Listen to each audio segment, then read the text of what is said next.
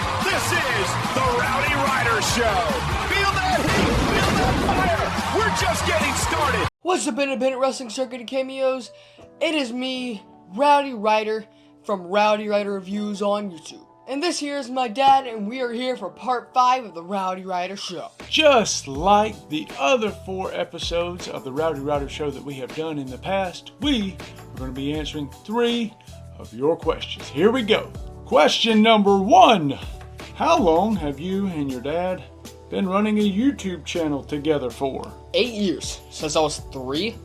2018 is when Rowdy Ryder Reviews was started. And let me tell you, still continuing to do that 8 years later, never thought that this would be something that would still be here. You know, as Ryder was saying, 3 years old at the time. And it was something that me and Mom originally had shot down. So I don't know if you remember Ryan's Toy Review, or this guy right here, loved him some Ryan's Toy Review. And he would watch him all the time. And me and my wife was like, "What, bro, why are you watching this kid open and play with other toys? Like, how's that even fun?" It's just something he was into. And like I said, he kept on begging us for a YouTube channel. We're like, "No way, dude. You're 3 years old. You're not getting on the internet. No, you don't even know how to work the internet. No way, no how." Well, he never stopped asking. And my wife and I, we finally sat down together one night and was like, how in the world can we make this work? Because this guy was over here like grabbing my phone, my wife's phone. He was doing mock toy reviews, but with his wrestling toys. And at the time, we didn't know about NBT, Bretto Live, Wrestling Hero Figures. Didn't know about any of that stuff. But we would just hear how he would talk on camera, and we're like, it's crazy. You know, maybe we should look into it. So yeah, like I said, we looked into it, and we was, you know, of course, wary very much of the internet. But we figured out a way that we can overcome him being on the internet with us still having supervision type stuff. And that was either my wife or I have to be in every video. And, you know, there's a lot of times that I'm not actually in the video per se, but I'm recording. And talking. And, yeah, and talking. There's a lot of videos you can just hear my voice and not see me in. But, you know, we told him too, was like, hey, you have access to 0 login credentials on, you know, the Facebook page, YouTube, and all that stuff. And it's not because we don't want Ryder to have access to other people. It's, the internet can be a scary place sometimes, and especially being so young, and you know, definitely not going to leave him unsupervised.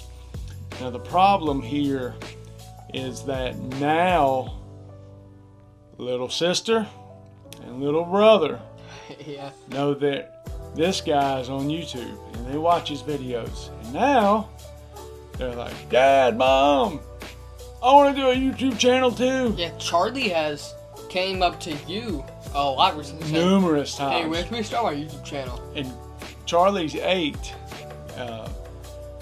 way beyond the age that I started. Yeah, you started. And Cove, he's only 4. He's our youngest, and he's on us. And I'm just like, oh my goodness.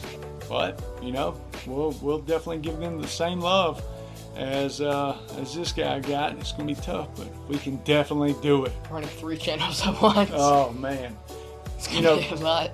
Thank goodness though, that is something that you and I find fun. Which, yeah, I mean, I'm sure that you find it fun. All you got to do is record the content. I have to legitimately record. Make a thumbnail. Thumbnail. Well, we have someone who helps out with thumbnails, but record, edit, do all the back end SEO stuff. Keep up with trends. Keep up with all the keyword optimization stuff, which we do have someone that helps with that too. It gets to be a lot, and doing that for 2 other channels on top of that, boy, it's going to be a lot. But you know, I'm up to take on the challenge. Alright, so question number 2. Who's a wrestler each one of you disliked, not for a negative reason, but just didn't care for?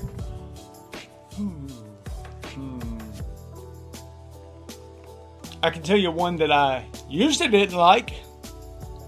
Get ready. Cody Rhodes. Yeah. And even Ryder didn't like him. This was AEW Cody Rhodes. He and I could not stand him. Just something about him. We were just like, oh gosh, Yeah. get this guy off of the screen. And then on WrestleMania 38, that's whenever I'd... Yeah. Well, you know, we did have a little bit of a moment right before that. It was at the Dynamite where Cody and Andrade had the street fight. Oh, yeah, where he went through the burning table. Yeah, and he went through the burning table. Ryder and I were actually there. And I remember Ryder and I we walking. posted on our thing, too. Yes, it's on the YouTube channel. Ryder and I were walking through the parking lot back to our car. We were talking about the match. And Ryder goes and he says, yeah, that Cody Rhodes, that was so stupid. He lit the table on fire and he went through the table. That was so dumb. Why would he do something like that? I can't stand that guy. And I had to pause for a second. I had to think, and you know, I thought about that. Man, I just spent time away from wife and other 2 kids and drove an hour and a half away from home, and you know, here we are talking about how we don't like this guy, but that guy is the one guy that we're talking about out of the whole show, and how crazy that spot was. Looked at Ryder and I said, you know what though, and I don't like this guy still, but that made our drive worthwhile. That guy knew that hey, we got paying fans coming in here tonight, and I want to make sure that whether they like me or not, that I give them something to talk about, that I give them some kind of moment, I give them something. And I didn't start liking Cody then, but I kind of backed off from all the Cody hate, and I just kind of became neutral. I still didn't really care for him. And then, like he said, when he came out of WrestleMania 38, don't know why, he just started liking him, and I was like, really? Yeah. Dude, you couldn't stand him in AEW, and he's like, I like him now. But wasn't it... I thought it was the Royal Rumble that he won, because we had that thing where we did the money thing. No, because he did Hell in a Cell, and I remember you telling me that you was happy that he won. It's when he had the 12 pack. Yeah, I think I remember that. So yeah, it was, but I can't really think of a wrestler besides him, and you know, of course, like I said, that was back in the day. You know, if you've been following the Rowdy Ryder show, keeping up with this little series, you know now that we are Cody Rhodes fanatics, and but I can't really think of a wrestler. And I'm trying to look around at just some of the figures we got hanging out over here. Well, And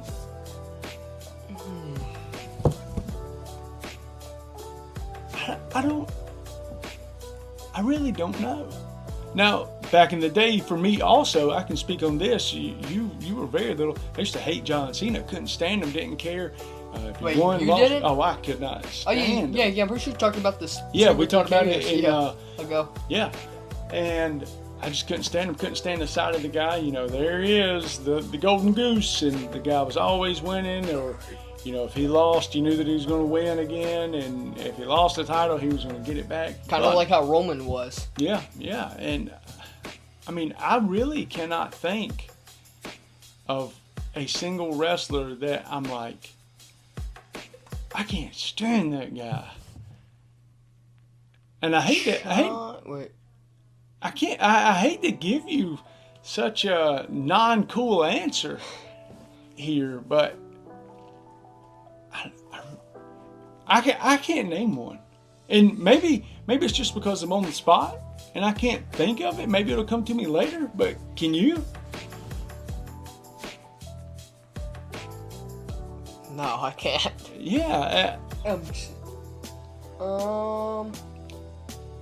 Dude, I know. I mean, we even love Logan Paul. Yeah. You know, I feel that he's definitely one of the most hated guys out there, but no, Logan Paul. Love that guy. Wasn't that Dom? Wait, No. It's crazy. Just want to, And basically everybody on that collect all superstars thing. yeah, We don't care. Or not that we don't care, but I guess we're just going to omit on this question here. I'm sorry. Final question. Question number 3. What's each of you guys' favorite finisher of all time. Dude. Here, you go first. Me? Okay. Yeah, because I need time to think about it. I've got a couple. I love the Stone Cold Stunner. I was born in '86, so the era of wrestling I grew up in that I remember, definitely during the Monday Night Wars. The Jackhammer. Dude, get so pumped over that. Even Kevin Nash's Powerbomb, even when he was Diesel, just the way that he made that look, I thought that was a super sick finisher. Cedric Alexander's Lung Blower, that is so pretty. Oh, I have one. Go ahead. Or here, Go ahead. Package Power Driver. Oh yes, Yeah. that is a really good one. The Steenalizer. Have I showed you that before? Where Kevin was back when he was Kevin Steen. He hooks him like a package power driver, but he throws him into the turnbuckle, and it is the nastiest looking thing ever. If you've never watched it before, type in Kevin Steen Steenalizer. I have poor grammar, so I'm probably pronouncing that wrong, but look up package pile driver into the ropes Kevin Steen. What do you got? Also, I really don't remember the name, but isn't it the Miz's skull crushing finale? Yeah. Yep. Yeah, that one's probably one of my favorites. Definitely the Triple Crossroads. Oh yeah, I knew that one of us was gonna go with Cody. Oh, you know what? The Avalanche Crossroads off the top that he hit Seth Rollins with. Oh, that yeah. was sick. Yeah, but the skull crushing finale and Package Power Driver were probably my two favorites. Oh, the Pulverizer, Logan Paul's finisher. That's super cool.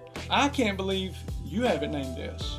What? And this is also one of my personal favorites because I can recall doing this as a child off of High Things.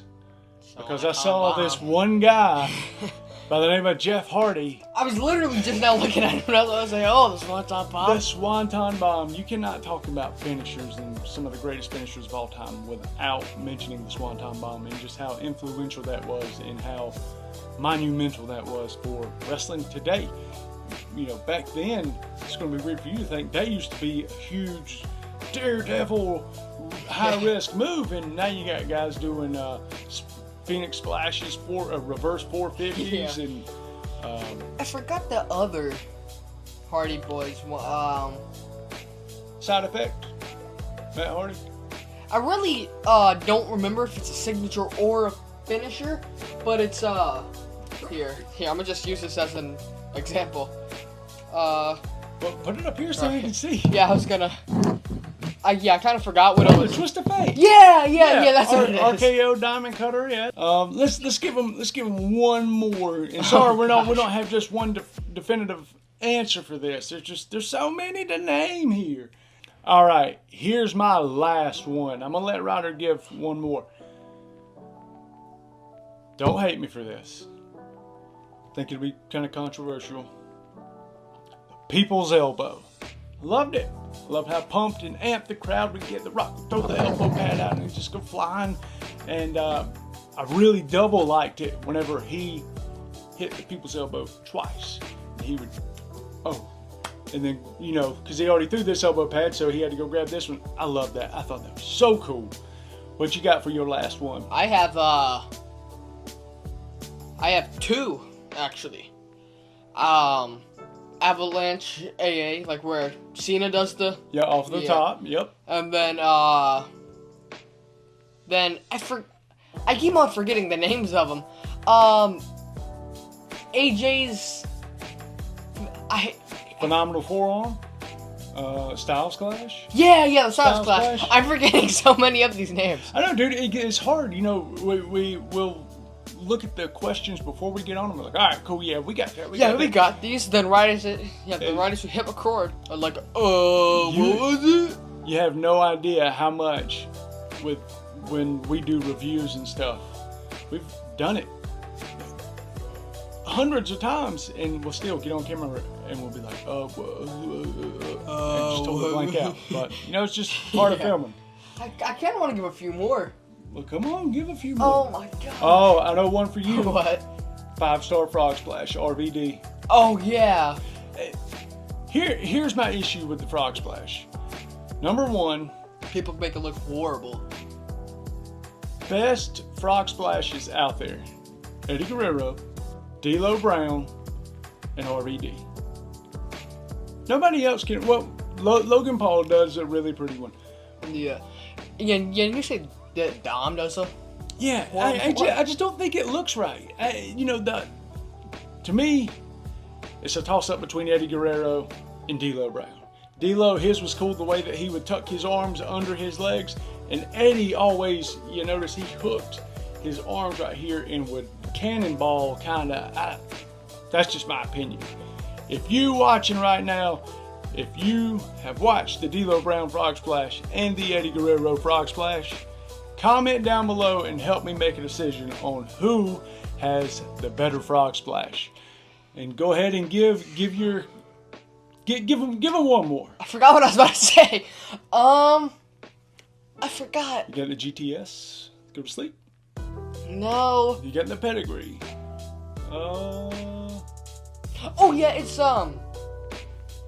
I swear. Who's the wrestler? I keep on forgetting, but multiple tag teams do it, and I keep on forgetting the name of it every single one. Is it the Shadow Machine by FTR? Jimmy and Jay's or The 1D. Yeah. Yeah. Okay. Yeah. So it's not the Shadow Machine. The See, and It's like and the double The arca- Dudley Boys did. Yeah, that's it. What is the name of that? D1. No, it's not the 1D. Yeah, isn't it like Dudley Death Drop. That's what it is. Oh, yeah. Yeah. Man, I have not said that in forever. The Dudley Death. Is the Dudley Death Drop? Yeah, it's gotta be the Dudley. You know, one second. I gotta look this up. That's gonna drive me insane. Let's see. Let's go here and go YouTube. Just go to Google or something, or ask Siri. The 3D. Duh. Yeah. What? I was thinking, what am I going to type in on YouTube? Team 3D finishing move. Oh, shoot. That's it. It's called the 3D. Yeah. The Dudley Death. What? Dudley Death Bomb? Did I say Death Bomb? Death Drop? Death Drop, you said. Dudley Death. Oh, that is it. 3D. Dudley Death Drop. Oh! Duh. I don't know what I was thinking of that. It's been a long day, and So confused. you see how much we're jogging our minds here. Thank you so much, Independent Wrestling Circuit and Cameos, for inviting us to episode number 5 of the Rowdy Ryder Show, and we cannot wait to do episode 6.